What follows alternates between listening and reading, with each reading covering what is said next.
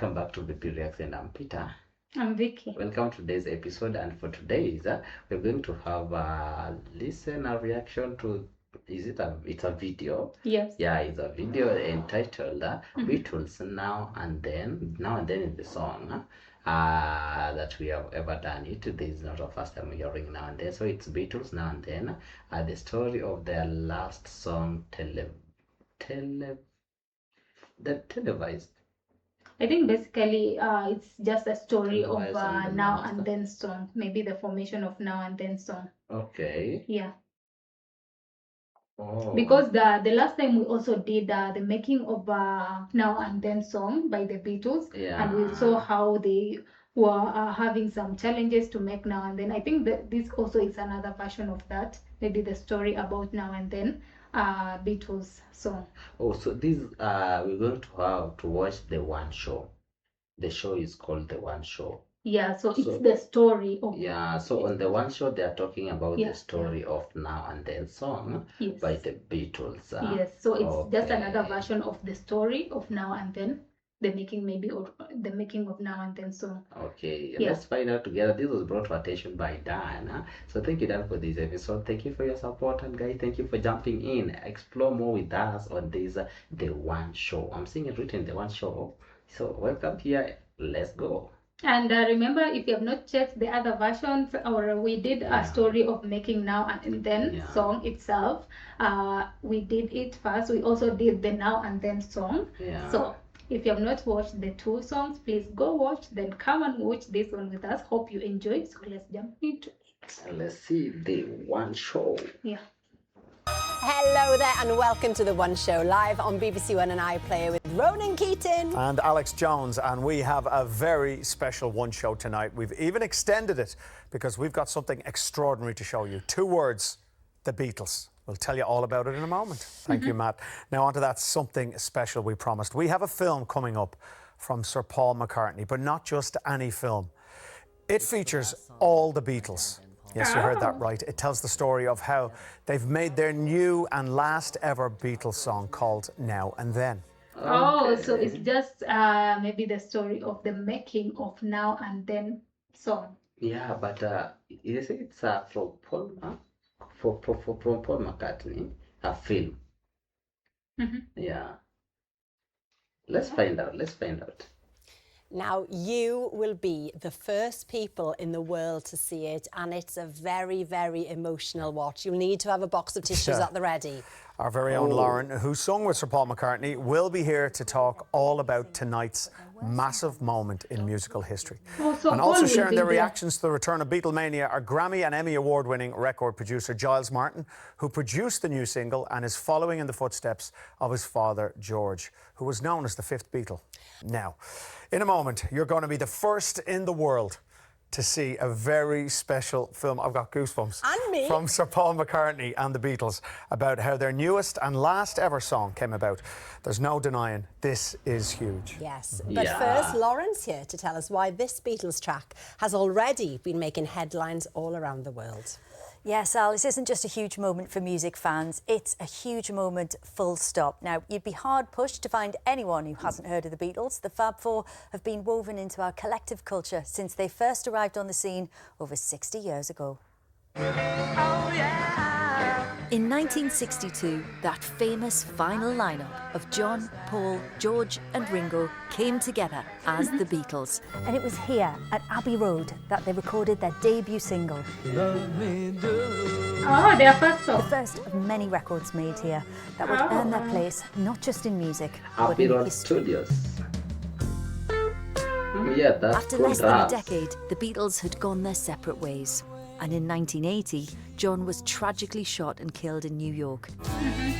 It seemed like the dream of new music from the world's most famous band had gone. But there were some demos John had recorded not long before he died.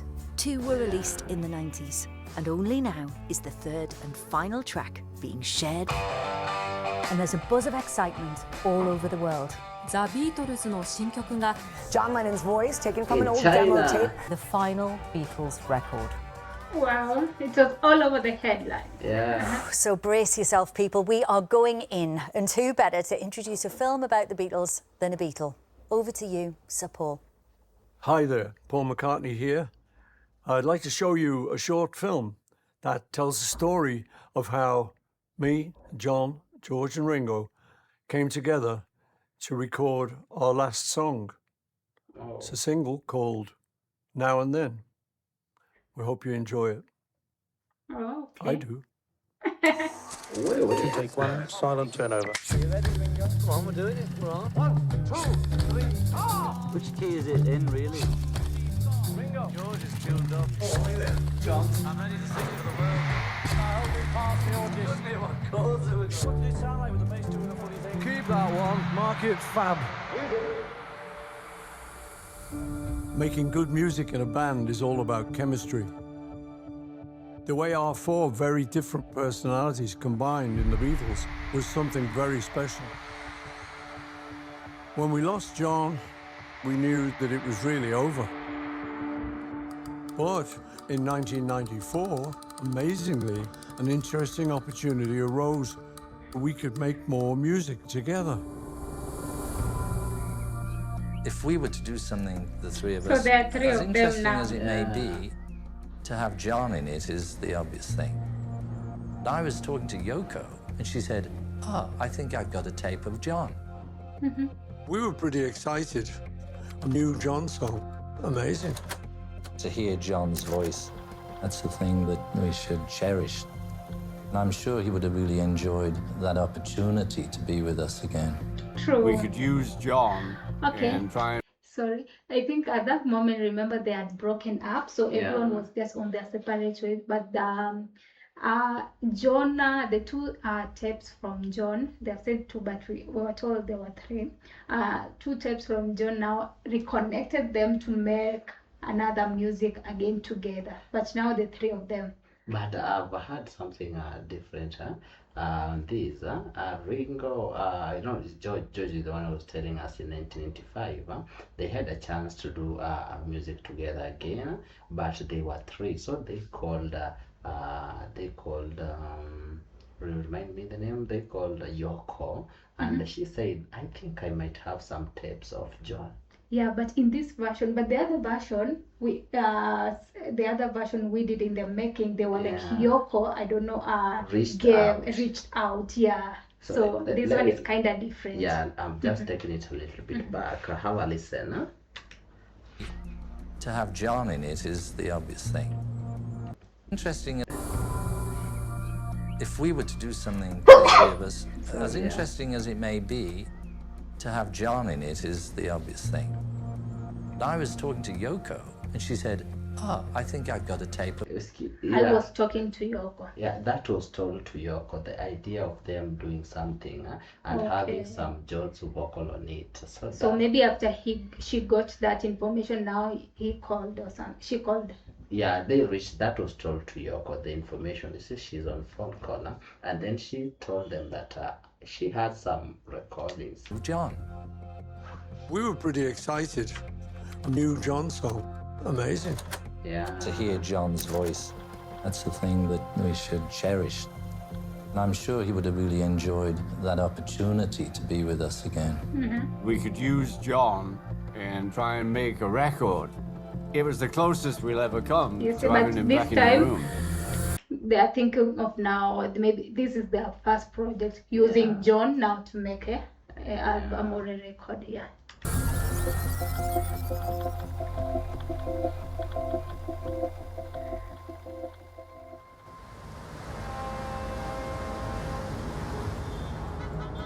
I do remember living at the Dakota with Dad and Mom. There's this impression that my dad stopped doing music for a while to raise me, which I think is partially true in terms of him not touring and not fulfilling any major record label obligations. But he was always playing music around the house. He was always making demos, and I do remember him recording into these tape cassette recorders. Mom had these handful of songs that my dad hadn't finished, and she gave them to the other Beatles.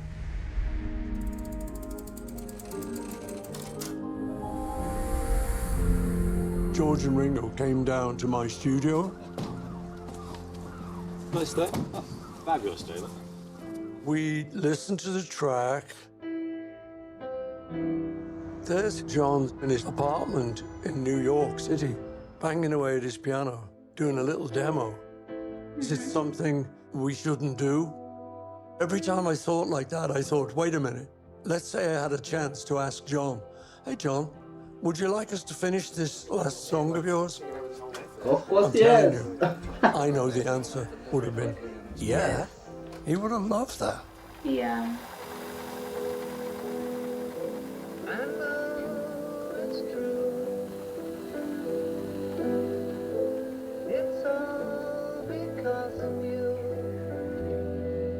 It was very strange when we started that there's only 3 of us after all those years. Yes. I and feel all that that life. John, really? Do you want to put the kettle on?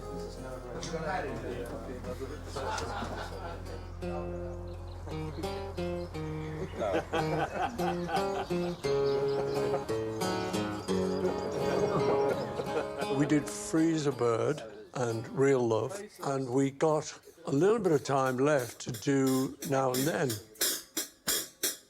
When we started Now and Then, it was very difficult because John was sort of hidden in a way.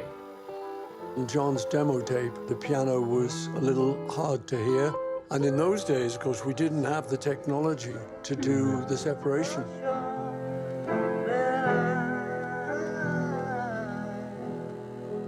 You know, that's computer stuff. You know, I was telling you a year ago, Jeff was doing this thing on his computer, but it opens up a whole other kettle of fish. Kind of works. But will it open another year of work? It really brought to the fore, to the 3 of us, that John's gone.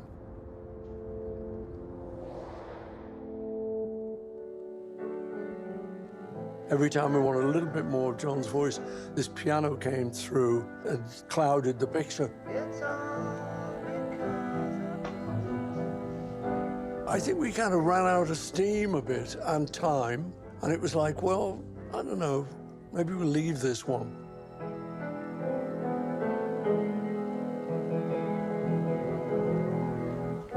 So that separation of the piano, is this yes, the piano into now to separate so that they may get maybe fix their guitars and drums inside was really hard at that time because of the technology. They didn't have the necessary technology to do all that or to hear the exact John's piano. They are now needing the vocals. Mm-hmm. Yeah, they wanted to extract the vocals out of the piano. Yeah. The pianos piano. So it was kind of hard. At this point, you could hear them like, or maybe you should just leave this one. And you remember the last time I said that was George's idea. Yeah, George was like, what the fuck is this? Yeah.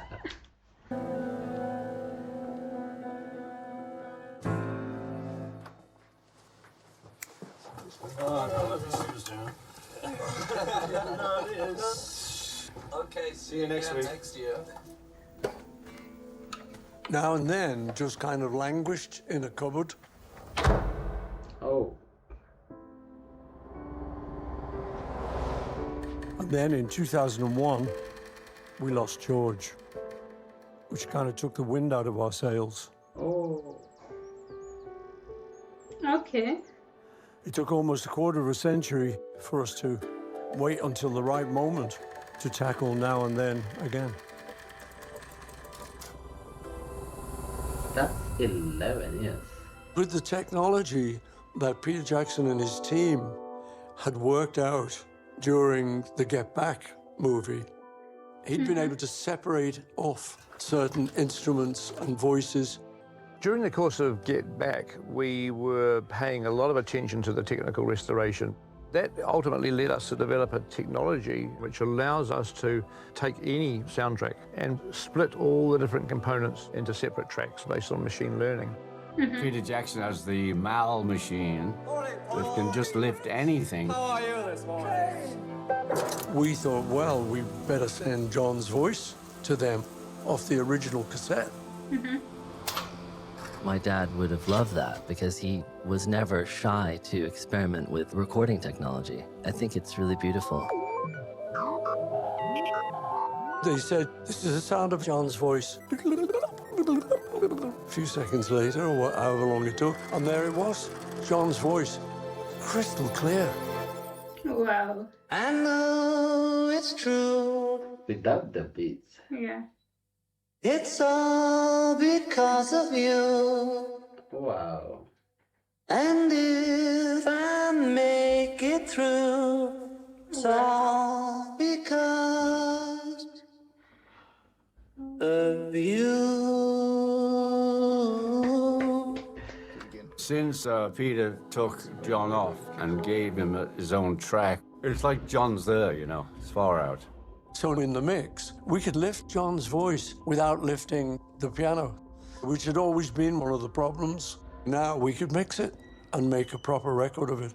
Yeah. I pulled it out, had a listen to it, and thought, oh, I could actually do the bass a bit better, so why don't I start there?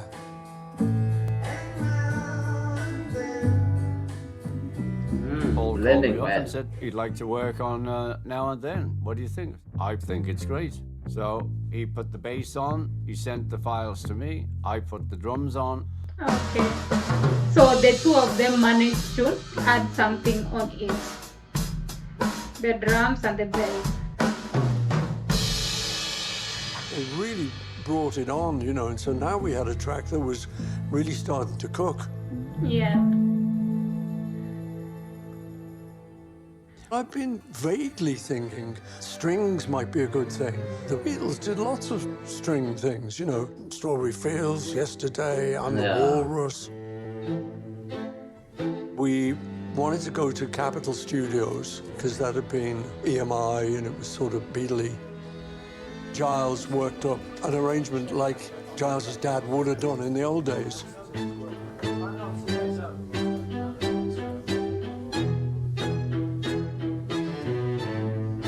We had to put the music out on the stands for the musicians, but we couldn't tell them it was a new Beatles song.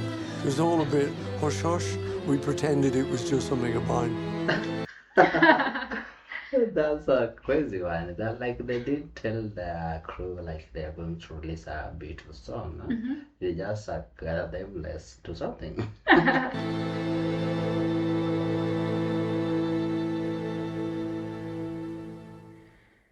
On the new record, there's a guitar solo.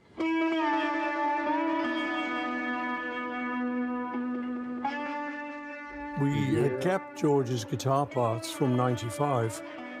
And I thought what I'd like to do is do a slide guitar solo in George's style. Wow. It was really a tribute to George. Yeah. And then we started mixing it. Oh, that was really great of them. They thought like, let's us just strip some George's guitar from 1995, then add into it. Just like a tribute to George. So to George, these are double tribute. Yeah, so it's like a tribute to George and John. Yeah, using John's vocals and George's some guitars, yeah. And now Paul had to add some bass and Ringo the drums, and then they had to add that band of some cellos or something. Yeah. And just curiosity, there's a guy when they were recording with the strings, by George Martin. Is he the son to George? Just asking.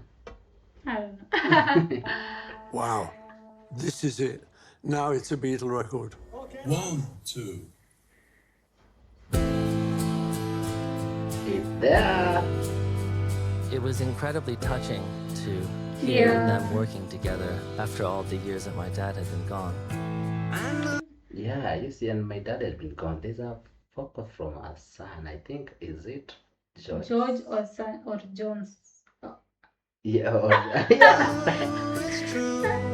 Maybe it can be John's It's or the last George's song son. that my dad and Paul and George and Ringo will get to So it's make together. John's son. John.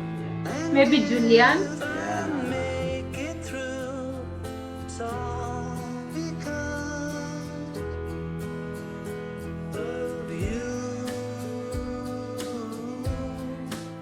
All of those memories come flooding back. My God, how lucky was I to have those men in my life and to work with those men so intimately and to come up with such a body of music. To still be working on Beatles music in 2023, wow. We're actually messing around with state-of-the-art technology, which is something the Beatles would have been very interested in. Now and then, it's probably like the last Beatles song, and we've all played on it, so it is a genuine Beatle recording. Yeah.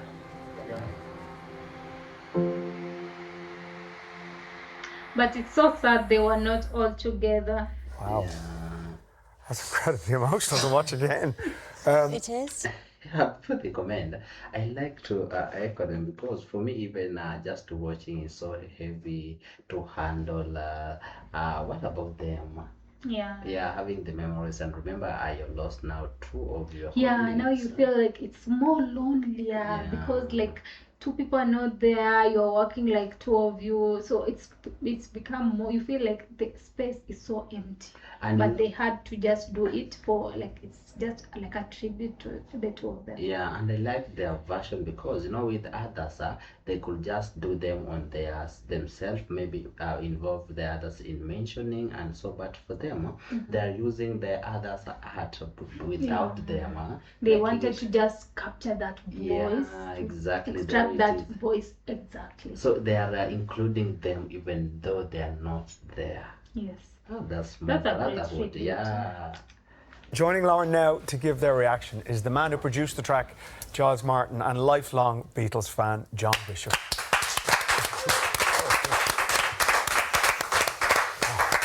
I mean, John, watching that for the first time, how do you feel?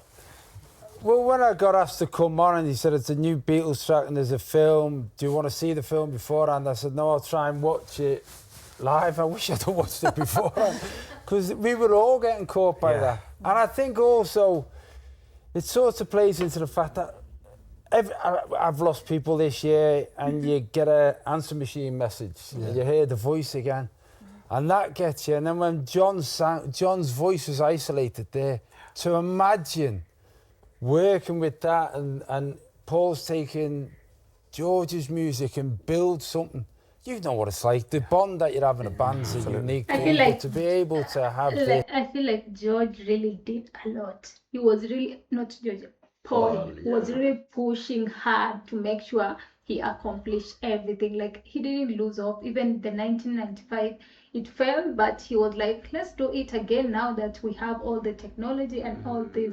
So he was really pushing hard. And remember, even the time they were separating, or they were about to separate, Paul was still holding it. He was like, he did value that brotherhood, that band so much. Yeah. Anyone who can go into the past and bring the people that they love with them into the present. That's powerful. Yeah. That's what we just said, wasn't it? It's the bit where you hear his voice isolated, it sends shivers. Oh, God, but you know, the so use of the real. archive there in that film is just beautiful, and we have to give a big shout out as well, and a lot of credit to Oliver Murray, the director. It's a brilliant, brilliant film. But for you, Giles, you know, that's sort of the end of the story, that your dad was a big part of starting, and then you've come in and kind of put the full stop at the end. That must be incredibly special for you. Yeah, it's incredibly emotional work on something like this. I mean, for me, watching it just there, and watching your reaction, it's like, you know, it means so much.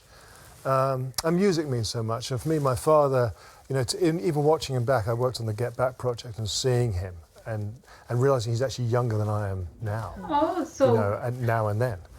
And it is a thing that once we could get John's voice there, then there's something to work. Exactly. Now, the one I was asking is the guy, and he's George's son.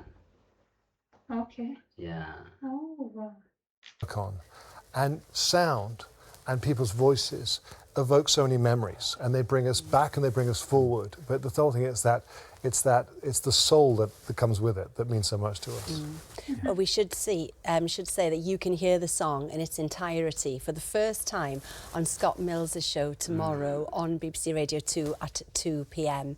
But Lauren, what's the significance, you know, of a new Beatles record being released into the ether? Well, you know, as Giles is just saying, it's twofold because each fan has their own individual, very personal relationship with the Beatles and their music.